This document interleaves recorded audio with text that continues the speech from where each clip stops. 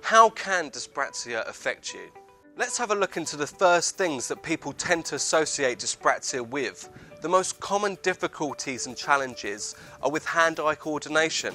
So that would be with catching a ball, batting a ball, tying shoelaces and tying ties. Also with balance, so riding a bike can be difficult, and even with handwriting, and the grip on a pen for a long period of time could be a challenge as well. As dyspraxia is a hidden condition, most people don't tend to realise that it can also affect your speech and memory.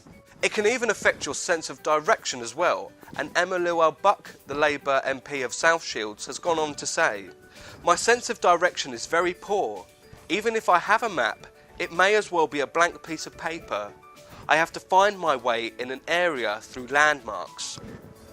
As much as this could be frustrating, it doesn't have to be seen as a bad thing. If you can only navigate your way through landmarks and specific buildings, that's completely fine.